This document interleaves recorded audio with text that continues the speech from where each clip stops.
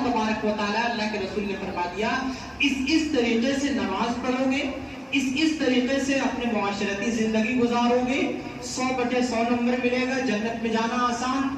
इससे हट करके चलोगे तो फिर जन्नत मुश्किल हो जाएगी तुम्हारे लिए। एक बंदा है, वो बेदार हुआ, उठा, शुरू करते हैं, ध्यान दीजिए, बेदार हुआ है, उठा अपने बिस्तर से, वो चाहे किसी भी वक्त हो, आप सिर्फ फजर का ना लीजिए, रात का वक्त ना लीजिए, और किसी वक्त आप समझ लीजिए, बेदार हुआ। बेदार होने के बाद सुन्नत नबवी फौरी तौर पे, जैसे ही वो बेदार हुआ, सुन्नत नबवी उसके पास खड़ी कि देखो तुम बेदार हो गए हो, अगर तुम चाहते हो बगैर सवाब के उठ करके काम कर लेना, बगैर सवाब के भी उठ सकते हो, लेकिन सवाब अगर कमाना चाहते हो, एक छोटी सी दुआ है। क्या दुआ है? अल्हम्दुलिल्लाहिल्लज़ी अहयाना बअदमा अमातना व इलैहि नुशूर। ये दुआ अगर पढ़ लोगे, अल्लाह के रसूल सल्लल्लाहु अलैहि वसल्लम की सुन्नत भी अदा होगी, सवाब भी मिल गया। एक बंदा उठा, उसने कुछ नहीं पढ़ा, खामोशी के साथ यूं ही उठ गया।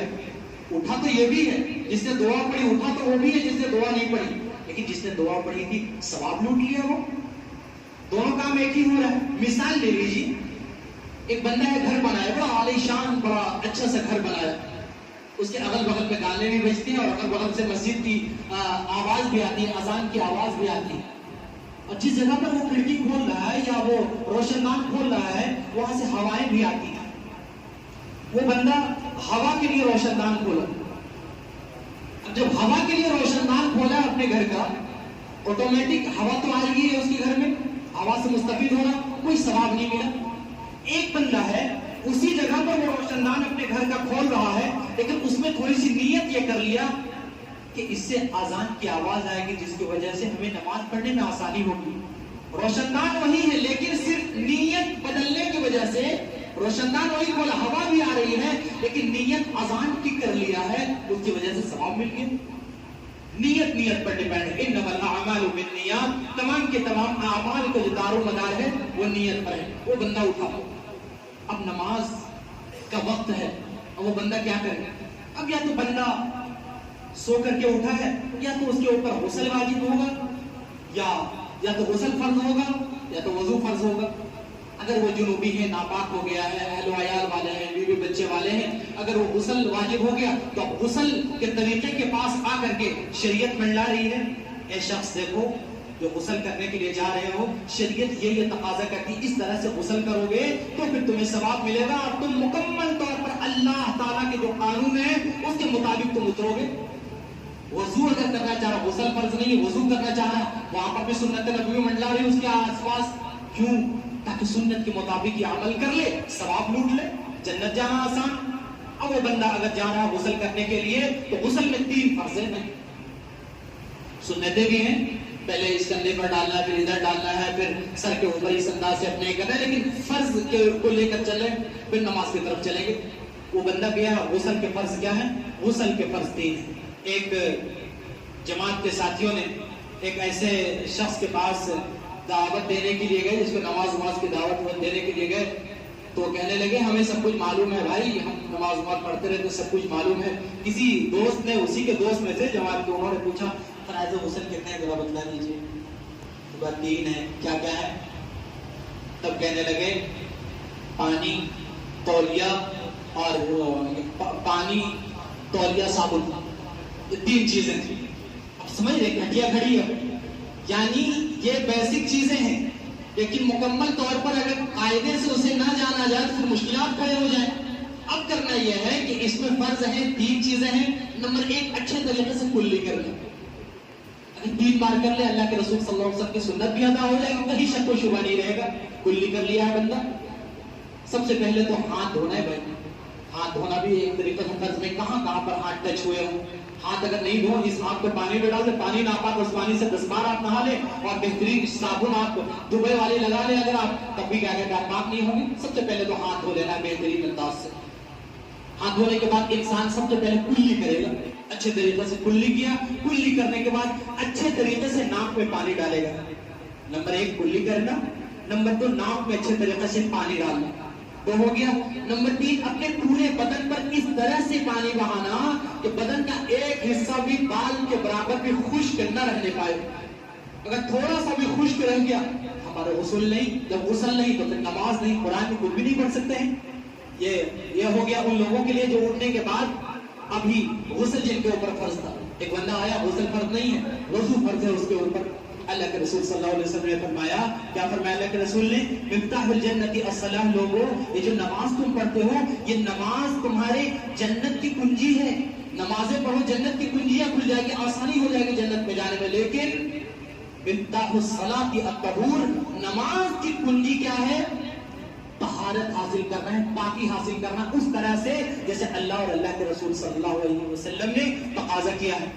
اب وضو کرنے کے لیے کوئی بندہ جا رہا ہے، وضو کے بارے میں ایک حدیث سن لیجئے، بڑی آسانی ہوگی۔ اللہ کے رسول صلی اللہ علیہ وسلم نے فرمایا، کوئی بندہ اگر وضو کر رہا ہے تو وضو کرتا ہے تو اس کے ہر اعضاء سے گناہ جھڑ جاتے ہیں۔ ہاتھ کے گناہ جھڑ رہے ہیں، گناہ صغیرہ، اس کے آنکھ کے گناہ جھڑ رہے ہیں، اس کے منہ کے گناہ جھڑ رہے ہیں، اس کے جو بھی اطراف میں جہاں جہاں بھی قدم کے گناہ جھڑ رہے ہیں، جو بھی ہیں ان کے اعضاء جو کھل رہے ہیں ان کے گناہ جھڑ رہے ہیں۔ اس کے اللہ کے رسول صلی اللہ علیہ وسلم نے فرمایا، دوسری حدیث اپنے جھولی میں رکھ لیجیے، اللہ کے رسول نے فرمایا، اے میرے صحابہ، مثال دے کر کے اللہ کے رسول سمجھاتے تھے، اے میرے صحابہ، تمہارے گھر کے فوراً بعد اگر کوئی نہر ہو، اس نہر میں تمہیں پار ہونا ہی ہو کسی کام کے لیے، دن بھر میں 5 بار پار ہونا ہو، تو کیا تمہارے بدن پر کوئی گندگی رہ سکتی ہے؟ صحابہ نے کہا، اے اللہ کے رسول، کیسی کوئی گندگی رہ سکتی؟ 5 بار آنا جانا پانی کے ساتھ، پانی میں ڈوب کر کے۔ اللہ کے رسول نے فرمایا، 5 وقت کی نماز کی مثال اسی طرح سے ہے۔ جب 5 وقت کی جب نماز پڑھنے اس طرح سے جاؤ گے تم، تو اللہ تبارک و تعالیٰ تمہیں گناہ سے ایسا ہی پاک کر دیں گے جیسے تم ظاہری پاکی سے، ظاہری پاکی اس ندی میں یا اس نہر میں آتے جاتے تمہارے ظاہر پاک ہو جائیں گے، اسی طرح سے اللہ تبارک و تعالیٰ تمہیں پاک و صاف کر دیں گے، تمہارے باطن اور تمہارے گناہ کو۔ اسی لیے اچھے طریقے سے وضو کرنا چاہیے۔ بندہ آیا، اب بندے کے اوپر کیا ہے؟ سب سے پہلے کلی کرنا ہے، ہاتھ دھونا ہے 3 بار، ہاتھ دھونے کے بعد اپنے خلال اگر ہاتھ میں اس انداز سے کرنا چاہے وہ کرے، لیکن اس سے پہلے اگر ہو سکے جو اللہ کے رسول صلی اللہ علیہ وسلم کی سب سے بڑی سنت اگر کہی جائے تو اس میں مبالغہ نہ ہوگا، جس کی بار بار جبرائیل امین نے تاکید کی۔ آخر میں یہ کہنے لگے اپنے صحابہ سے، مجھے ایسا ڈر ہونے لگا کہیں مسواک کرنا، دانت دھونا یا مسواک کرنا کہیں ہمارے امت کے اوپر، لولا ان اشق علی امتی، ہمارے امت کے اوپر فرض کہیں نہ ہو جائے۔ اتنی بار تاکید کی ہے حضرت جبرائیل امین علیہ السلام نے حضور صلی اللہ علیہ وسلم کو مسواک کرے۔ اللہ کے رسول نے فرمایا، حدیث ہے، مسواک کر کے جو بندہ نماز پڑھتا ہے اور ایک بغیر مسواک کے نماز پڑھتا ہے، اس کے نماز میں 24 یا 27 گنا کا فرق ہو جاتا ہے نماز میں۔ ابھی جو مسواک کر کے آئے ہوں گے، جو مسواک کر کے نہیں آئے ہوں گے، اس کا معاملہ یہ ہے، جو مسواک کر کے نہیں آئے ہیں وہ اگر 27 بار اگر نماز پڑھیں گے تو ایک بار جو مسواک کر کے آئے ہیں اس کی ایک نماز کے برابر یہ نماز ہوگی۔ سبحان اللہ، بڑی فضیلت ہے۔ اب وہ بندہ ہے، وضو کیا ہے، وہ اللہ تبارک و تعالیٰ نے قرآن مجید میں فرمایا کیا کرنا ہے، یا ایھا الذین آمنوا اذا قمتم الی الصلاۃ، اے لوگوں جب تم نماز کی نیت کرو، نماز کے لیے جانے لگو تو تمہیں کیا کرنی ہے، یا ایھا الذین آمنوا اذا قمتم الی الصلاۃ فاغسلوا وجوہکم، اپنے چہرے کو دھوؤ اچھے طریقے سے، کلی بھی کرنے، ناک میں پانی ڈالنے یہ سنت ہے، لیکن فرض جو ہے چہرے کو دھونا۔ ایسا نہیں چہرے کو دھوئے، کان ادھر چھوٹ گیا، ادھر پیشانی چھوٹ گئی، ادھر داڑھی چھوٹ گئی، نہیں، اس طرح سے دھونا ہے کہ آپ کے کہیں بھی خشک نہ رہنا چاہیے آپ کے پورے چہرے میں۔ فاغسلوا وجوہکم، قرآن مجید کی آیت، اس کے لیے فقہا نے جو الفاظ استعمال کیے بڑی آسان ہے۔ پیشانی کے جو بال، جو اخیر کے بال ہیں وہاں سے تھوڑی کے نیچے تک، یہ ٹھڈی ہے، اس کے ہلکے سے نیچے تک، ایک کان کے لو یہاں پر جو ہے، ایک کان کی لو سے دوسرے کان کی لو تک پورے چہرے کو دھونا، اس طرح سے چہرے کو دھونا فرض ہے۔ آگے اللہ تبارک و تعالیٰ نے فرمایا، کیا فرمایا، فاغسلوا وجوہکم وایدیکم الی المرافق، اور اپنے دونوں ہاتھ کو کہنیوں تک دھونا۔ بعض آدمی ایسے ہوتے ہیں جس کی کہنی سوکھی رہ جاتی، دوڑے آ کر نماز پڑھ رہے ہیں، کہنی اگر سوکھی رہ گئی جناب تو پھر وہ وضو ہی نہیں، جب وضو نہیں تو نماز نہیں۔ اسی لیے بڑے دیکھ بھال کر کے آپ وضو کیجیے۔ اب وہ دھویا، اس کے بعد پھر قرآن مجید میں اللہ تعالیٰ فرماتے ہیں وَامْسَحُوا بِرُؤُوسِكُمْ، اپنے سروں کی اچھی طریقے سے مسح کیجیے۔ مسح کا جو طریقہ بیان کیا جاتا ہے وہ مسح کے طریقے میں یہ بات آتی ہے کہ بھائی اپنے ہاتھ کو بھگایا، لیکن جو ہاتھ بھیگا ہوا ہے آپ کے ہاتھوں دھونے سے، وہی اسی سے آپ اگر سر کے اوپر پھیر لیں تو مسح ہو جائے گی، نئے پانی کی ضرورت نہیں، لیکن اگر لے لیں تو بہت بہتر ہے۔ اب لے کر کے اچھے طریقے سے انسان ایک طرف سے سر پہ ہاتھ رکھ کر کے دوسری طرف لے گیا، لے جانے کے بعد اس کے مسح ہو گئے۔ لیکن اس میں بعض دفعہ بعض لوگ یہ کہتے ہیں، جو سنت میں کئی حدیث میں اس کا تذکرہ نہیں، کہ 3 انگلیاں اس طرح سے شروع میں لے کر کے جانے کے بعد ادھر سوکھا رہ گیا، اس طرح سے آسانی کے ساتھ لے کر کے آئے، تمام پورے سر کا مسح ہو جائے گا۔ لیکن اگر اپنے ہاتھ کو بھیگا کر اس طرح سے لے کر کے اگر جا رہے ہیں، پورے سر کو پکڑ کر آسانی کے ساتھ مسح ہو جائے گی، کوئی حرج کی بات نہیں۔ اللہ کے رسول نے فرمایا کان کو بھی مسح کر لیا کرو، اور جو شخص گردن کے مسح کرتے ہیں اپنے الٹے ہاتھ سے، اس کے لیے بڑی فضیلتیں بیان کی گئی۔ یہ آپ کے سر کے مسح تک وضو۔ اس کے بعد اللہ تبارک و تعالیٰ فرماتے ہیں وَأَرْجُلَكُمْ إِلَى الْكَعْبَيْنِ، اپنے ٹخنوں تک اپنے قدم کو اچھے طریقے سے دھو۔ بعض لوگوں کے پیچھے کی چیزیں ہیں وہ خشک رہ جاتی۔ اللہ تبارک و تعالیٰ کے رسول فرماتے ہیں کہ بہت سارے ایسے لوگ جو وضو میں کمیاں کرتے ہیں، وضو ٹھیک سے نہیں کرتے ہیں، جن کی پنڈلیاں نیچے جو ہے یعنی پیر کا جو نچلا جو حصہ ہے وہاں پر خشک رہ جاتا ہے، وہ جہنم میں چلے گا۔ اللہ کے رسول نے فرمایا اب انسان وضو کیا ہے، اب مسجد کی طرف چلا ہے یا نماز کے لیے چلا ہے، اب نماز کے لیے چلا ہے، اب نماز سے پہلے اس کے لیے 5-6 چیزیں آ کر کے اس کے سامنے کھڑی ہو گئی۔ کیا چیزیں ہیں جس کو شرائط نماز کے لیے نماز کے لیے شرط؟ نمبر 1 بدن کا پاک ہونا۔ بچے کو ہم نے لیا ہے گود میں، بچہ پیشاب کر دیا ہے، ہلکے سے چھینٹے ماری ہے نہیں، اچھے طریقے سے جہاں پر بچہ پیشاب کیا اس جگہ پر اچھے طریقے سے آپ دھوئیے۔ ایسا نہیں کہ یوں ہی ادھر ادھر کر دیا تو پھر صاف جگہ نہیں، اچھے طریقے سے وہاں پہنچیے یا اچھے طریقے سے دھوئیے۔ نمبر 1 بدن آپ کا پاک ہو۔ نمبر 2 آپ کے کپڑے پاک ہو، کپڑے میں کوئی گندگی کوئی ناپاکی نہ ہو۔ ایک بندہ آیا ہے یہ آپ کے استنجا کرنے کے لیے، پیشاب کے چند قطرے گر گئے اس کے پینٹ کے اوپر، دھیان دیجیے بھائی سونے والے ذرا دھیان دیجیے، چند قطرے اس کے پینٹ پر پیشاب کے قطرے گر گئے تو وہ کپڑا پاک نہیں رہا، وہ ناپاک ہو گیا۔ اس کے لیے سب سے بہترین طریقہ یہ ہے کہ جب آپ غسل کر رہے ہیں یا آپ جب مسجد آنا چاہ رہے ہیں، مسجد آنے سے تھوڑی دیر پہلے، اذان سے پہلے آپ استنجا سے فارغ ہو جائیں۔ اب چلتے پھرتے رہیں گے، اگر قطرے کی بیماری ہے، سلسلے بول کی قطرے کی بیماری، وہ قطرے گر جائیں گے، ختم معاملہ۔ اس کے بعد وضو کیجئے، وضو کے بعد آئیے، یہاں پر دوڑ کر کے استنجا خانے میں آئیے گا، پیچھے سے 4 لوگ کریں گے چچا نکلیے، بھیا نکلیے، پھوپھا نکلیے، بابو نکلو، اس انداز سے آپ جلدی نکلیں گے، قطرے گریں گے۔ اب قطرے اگر گریں گے کپڑے پر لگے، وہاں لگے، آپ ناپاک ہو گئے، اب ناپاکی کی حالت نماز پڑھ رہے ہیں۔ بہت سارے لوگ اس بے احتیاطی کرتے ہیں۔ اللہ کے رسول نے فرمایا کہ اے میرے صحابی دیکھو 2 قبر والے کو عذاب قبر ہو رہی، 2 قبر والے کو۔ فرمایا اللہ کے رسول کیا ہے؟ فرمایا کسی بڑے گناہ کی وجہ سے نہیں، ایک پیشاب سے نہیں بچتا تھا جس کی وجہ سے عذاب قبر ہو رہی۔ احتیاط کیجئے گا ان چیزوں میں۔ نمبر 1 بدن کا پاک ہے، بدن کا پاک ہونا۔ نمبر 2 کپڑے کا پاک ہونا، کپڑے کسی طرح سے کپڑے میں ناپاکی نہ ہو۔ نمبر 3 جس جگہ پر آپ نماز پڑھ رہے ہو وہ جگہ پاک ہو۔ نمبر 4 آپ کے سطر چھپے ہوئے ہیں، مردوں کے سطر ناک سے لے کر گھٹنے تک، یہ مرد کا سطر ہے۔ اگر کوئی بندہ، یہ ہمیشہ کے لیے سطر ہے، یعنی کوئی بھی غیر مرد ہو عورت ہو، کسی کی بھی اس کے اوپر اگر نظر پڑے گی تو ہم گنہگار ہوں گے، چونکہ ہم دکھلا رہے ہیں اس کو۔ بات لوگ ہیں کہ بھائی وہ اس میں مسئلہ صاف کر دیں، مسئلہ صاف کرتے چلیں، وہ عجیب کرنے کے لیے بعض لڑکے جاتے ہیں، یہ گھٹنے کھول کر کے۔ یاد رکھیے وہ گناہ میں شامل، اللہ کے رسول صلی اللہ علیہ وسلم نے بار بار تاکید فرمائی ہے۔ بس نہیں، اگر جیل کرنے کے لیے جانا ہے جائیے، کون روک رہا ہے، لیکن شریعت مسلمان بن کر کے جائیے۔ آپ کو نہیں کہا جا رہا ہے کہ آپ لنگی پہن لیجیے یا وہ نہیں، آپ کم از کم اپنے گھٹنے کو چھپائیں، اپنے اوپر کے ناک کو، اپنے ڈھوڑی کو چھپا کر کے آپ جائیں، یہ کرنا ہے۔ نمبر 2 اسی پر مسئلے سے مسئلے نکلتے ہیں۔ کوئی بندہ آیا ہے، وہ 3500 کا وہ پینٹ خرید کر کے آیا، بہترین گیا یہاں پر کوئی بہترین مال میں گیا، کہیں پر جا کر کے پینٹ خریدا، جینس خریدا، اگر خرید کر کے نماز پڑھنے کے لیے آیا، جب سجدے میں جب گیا ہے پیٹھ پیچھے پورا کھلا ہوا ہے، اس کے پیچھے کے پورے نظر آ رہے ہیں، ناراض نہ ہو، یہ ایسے لڑکے ہیں اس طرح سے، ہم ہی میں سے۔ یاد رکھیں ناک پہ یہاں سطر کا چھپانا لازم اور فرض ہے، جب یہ کھلے رہ جائیں گے نماز ہی نہیں ہوگی، ہماری دقت ہو جائے گی، درست نماز ہماری نہیں ہوگی۔ اسی لیے کم از کم ایسے کپڑے پہنے، اگر جینس ہی پہننا ہے، ارے اس کے اوپر سے سب سے بہترین اگر کوئی لباس ہو سکتا ہے تو ہمارے پیارے آقا وہ مولا حضرت محمد مصطفیٰ صلی اللہ علیہ وسلم کا جو لباس ہے سب سے دنیا میں سب سے بہترین لباس ہے کہ حضور صلی اللہ علیہ وسلم کے نام پر گستاخی کرنے والا اگر کوئی یہاں کا پرائم منسٹر ہے وہ بھی اسی لباس کو حضور کا لباس پہن کر کے باہر جاتا ہے گھومنے کے لیے، ٹائی وائی لگا کر کے نہیں۔ بات سمجھ آ رہی؟ سب سے بہترین ہے اگر جو بھی آپ پینٹ پہنے اس کے اوپر سے آپ اگر ہو سکے کرتا پہنے، نیچے شرٹ بھی نہیں رہے گی۔ بات سمجھ آ رہی؟ تو نمبر 4 میں یہ بات آ گئی۔ نمبر 5 میں آ گئی نماز کا وقت ہونا۔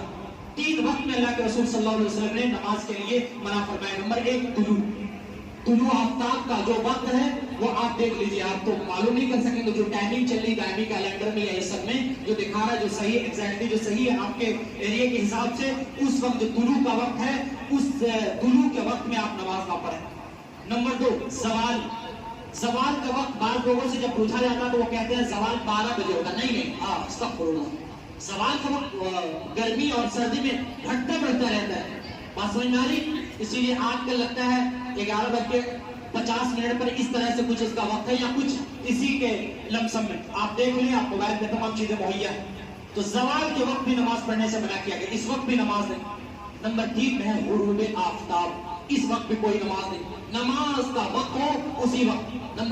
اسی میں ایک چیز اور یاد رکھیں، نماز کا وقت ہو، کوئی آدمی آ گیا اور آنے کے بعد ابھی ظہر کی نماز پڑھنے لگا، کوئی آدمی آ گیا اور عصر کے وقت میں ظہر کی نماز پڑھنے لگا، مغرب کا وقت ہے عصر کی نماز پڑھنے لگا، مغرب کو چھوڑ کر کے نہیں، جو نماز کا وقت ہے اسی وقت امام صاحب اسی نماز کو پڑھائیں گے۔ اب ابھی جمعہ کی ہے اور 4 رکعت کی نیت مان لیا تو امام صاحب کو کیا کریں گے؟ ہاتھ پکڑ کر کہیں گے امام صاحب وہاں تشریف لے جائیں گے۔ بات سمجھ آ رہی؟ تو نماز کا وقت ہونا۔ آگے کیا ہے کہ قبلہ کی طرف منہ کرنا، قبلہ کی طرف سے ڈائریکشن اگر بدلا ہوا ہو تو پھر نماز درست نہیں ہوگی۔ اس کے بعد پھر ہے نیت کرنا، جس نماز کے لیے آپ نے نیت کیا ہے۔ اس کے بعد پھر انسان ہاتھ اٹھاتا ہے، اللہ اکبر۔ اب وہاں پر 2 چیزیں ہیں۔ نمبر 1 اللہ کے رسول نے فرمایا ہتھیلیاں قبلہ کی طرف، یہ جو ہماری ہتھیلی ہے قبلہ کی طرف، کیسے بندے آتے ہیں یہ کرنے کے لیے؟ بندہ آتے ہیں اور آنے کے بعد کرتے ہیں سب سے پہلے یہ چھونا تو لازم ہے بعض لوگوں کے لیے، ایسے آتے ہیں پیر کو ایسے کر کے رکھا جہاں تہاں، ایسے آ کر کے اس کو ایسے چھوتے ہیں، ناراض نہ ہو، یہ چھوتے ہیں یہ اس طرح سے۔ یا اللہ کے رسول نے فرمایا یہ کہاں کر رہے ہیں؟ اللہ کے رسول نے فرمایا ہتھیلی قبلہ کی طرف ہو، تو جب ہتھیلی قبلہ کی طرف ہو تو یہ کریں گے ہم۔ اس طرح سے آپ کے ہاتھ اٹھائے، اس کو قبلہ کی طرف کیا۔ اس کے بعد پھر دوسری چیز آپ دیکھیں، آپ کا جو پیر ہے جو ایسے کر کے رکھتے ہیں پچھم اور پورب، یہ پورب اور دکھن، اتر اور دکھن، اس کو بالکل مکمل طور پر پچھم کی طرف کرنا ہے، پیر کو سیدھا رکھنا ہے۔ آپ دیکھ لیجئے آپ کی نماز کیسی، ہم دیکھ لیں ہماری نماز کیسی۔ اس طرح سے نماز پڑھتے ہیں۔ اس کے بعد پھر بندہ ہاتھ باندھ لے۔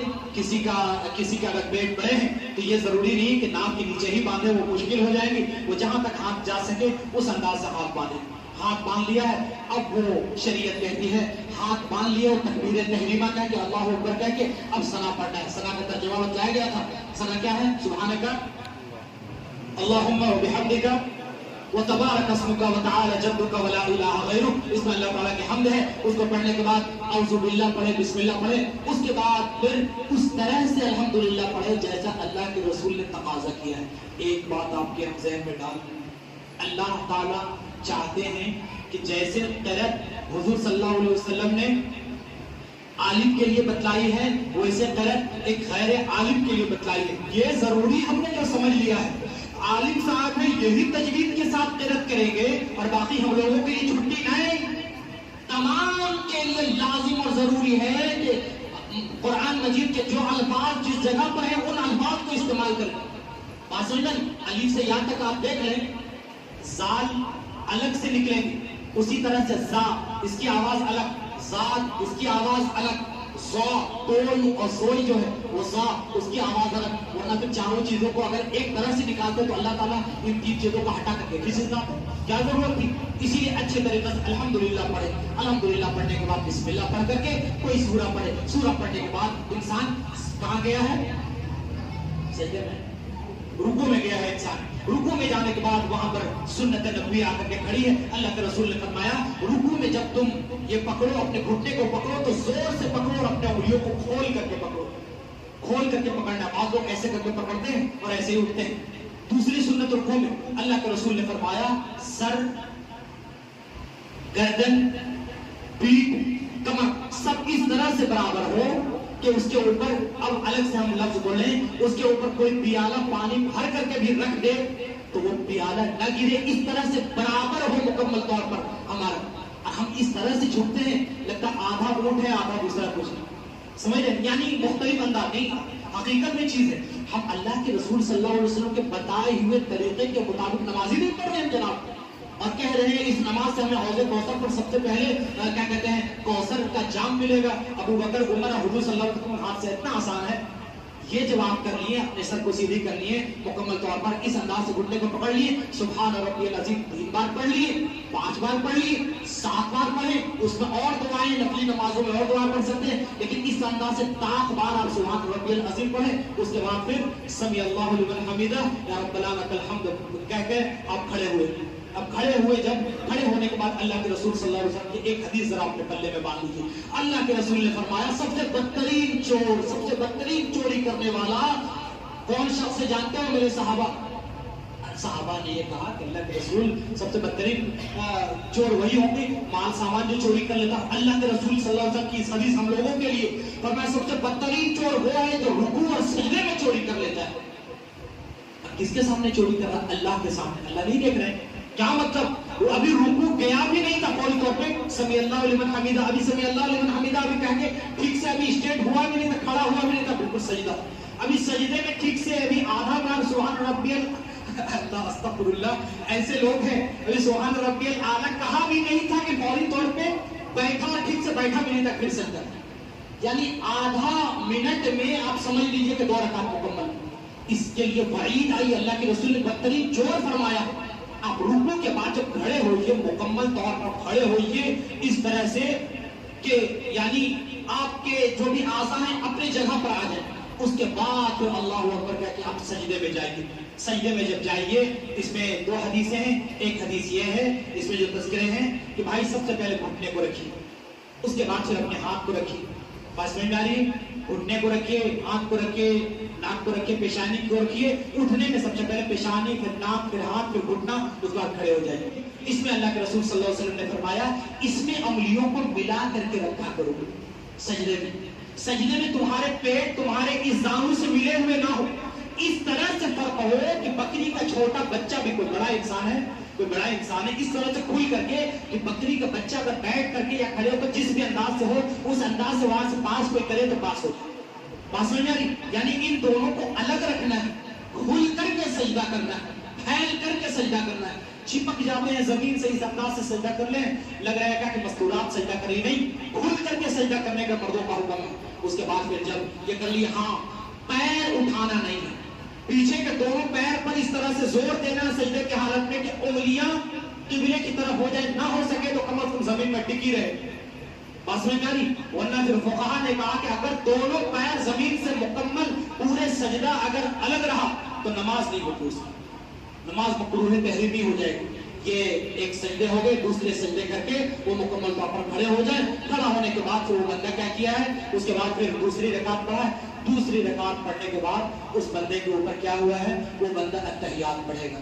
التحیات پڑھنے کے بعد جو بھی التحیات کے ترجمے وغیرہ بتائے تھے، التحیات پڑھنے کے بعد پھر کھڑا ہوا، یا التحیات پڑھنے کے بعد درود شریف پڑھا، درود شریف پڑھنے کے بعد دعا معصورہ، اس کے بعد پھر اپنے نماز کو سلام کے ذریعے سے ختم کیا ہے. التحیات کا ترجمہ تو ہم نے بتایا تھا، التحیات للہ والصلوات، التحیات اے اللہ میری تمام کی تمام قولی عبادت تیرے لیے، التحیات للہ والصلوات اے اللہ ہماری تمام فعلی عبادتیں تیرے لیے، التحیات للہ والصلوات والطیبات اے اللہ ہماری تمام بدنی عبادت تیرے لیے، التحیات للہ والصلوات والطیبات السلام علیک ایھا النبی اے اللہ اپنے نبی پر سلام بھیجئے، درود بھیجئے. آگے کیا ہے، السلام علیک ایھا النبی ورحمۃ اللہ اے اللہ ان کے اوپر رحمت کیجئے، وبرکاتہ ان کے اوپر اپنے برکات نازل فرمائیے. السلام علینا اے اللہ ہم لوگوں کے اوپر بھی تھوڑی رحمتیں برسا دیجئے، رحمتیں کر دیجئے. السلام علینا سلامتی اور رحمتیں برسا دیجئے. آگے کیا ہے، السلام علینا وعلی عباد اللہ الصالحین اے اللہ یہ جو صالح اور نیک لوگ ہیں اے اللہ ان کے اوپر بھی اپنے رحمتیں اور اپنے برکتیں نازل فرمائیے. یہ سب جب دعائیں کوئی انسان کرے گا نماز میں ہر دن کئی مرتبہ، تو پھر اس امت کے اوپر کوئی مصیبت آنے والی ہے؟ ٹھیک سے ہم نماز نہیں پڑھ رہے، ٹھیک سے ہم درود نہیں پڑھ رہے، ٹھیک سے ہم تحیات نہیں پڑھ رہے اور کہہ رہے نماز ہی قبول نہیں ہو رہی. اخیر میں وہ آپ کی دعا ہے، دعا معصورہ. اللہ تبارک و تعالیٰ کے رسول صلی اللہ علیہ وسلم کے حدیث ہے ابو بکر رضی اللہ تعالیٰ عنہ کا بڑا عزیز ترین دعا معصورہ تھی، اللہم انی ظلمت نفسی. ایک بات ترجمہ کے ساتھ اس کو اگر آپ پڑھیں گے یقین مانے تڑپ جائیں گے. سب تو بہترین اگر کوئی استغفار ہو سکتی ہے تو یہ آپ کی دعا معصورہ ہے، اللہم انی ظلمت نفسی. اے اللہ یقیناً نماز میں ہم بیٹھے ہوئے ہیں، اے اللہ یقیناً ہم نے اپنی جان کے اوپر بہت ظلم کر کے آپ کے بارگاہ میں آئے. اللہم انی ظلمت نفسی ظلما کثیرا. اے اللہ تھوڑا ظلم نہیں، اے اللہ بہت ظلم اپنے اوپر اللہ ہم نے ڈھایا. اللہم انی ظلمت نفسی ظلما کثیرا. اور آگے کیا ہے؟ ظلما کثیرا ولا یغفر الذنوب الا انت. اے اللہ آپ نے معاف کیجیے گا تو کون معاف کرے گا؟ یہ آپ کی دعا معصورہ ہے، ولا یغفر الذنوب الا انت. اے اللہ تو ہی تو ہے، معاف کر دیجیے نا اللہ. الا انت فاغفر لی. پھر کہہ رہا ہے بندہ اے اللہ معاف کر دیجیے نا اللہ. مغفرۃ من عندک. آگے بھی گنا کر بندہ کہہ رہا مغفرۃ من عندک. اے اللہ آپ کے علاوہ کسی کے پاس مغفرت کی چابی ہے؟ اللہ تو ہی تو معاف کر. ہر دن پڑھ رہے ہیں لیکن ترجمہ معلوم نہیں، رقت قلب تاری نہیں. وہاں تو ابو بکر کو مل گیا، عشرہ مبشرہ میں ہے، وہ سب سے پہلے جنت میں جائیں گے نبیوں کے بعد، لیکن وہ گڑ گڑا رہے ہیں، رو رہے ہیں. بات سمجھے؟ مغفرۃ من عندک وارحمنی انک انت الغفور الرحیم. اے اللہ تو رحم نہیں کرے گا تو بیڑا غرق ہو جائے گا ہم گنہگاروں کا. اے اللہ رحم کر دیجئے. وارحمنی انک انت الغفور الرحیم. اے اللہ تو ہی تو غفور الرحیم ہے. یہ ایک مکمل ایک نماز کا ایک طریقہ بتلایا کہ سو کر کے اٹھنے سے لے کر کے نماز میں آنے تک اللہ سے ہم دعا کرتے ہیں اے اللہ اپنے پیارے حبیب کے طریقے پر ہم تمام لوگوں کو اٹھنے، بیدار ہونے اور نماز پڑھنے کی توفیق عطا فرما دیجئے. وآخر دعوانا الحمدللہ.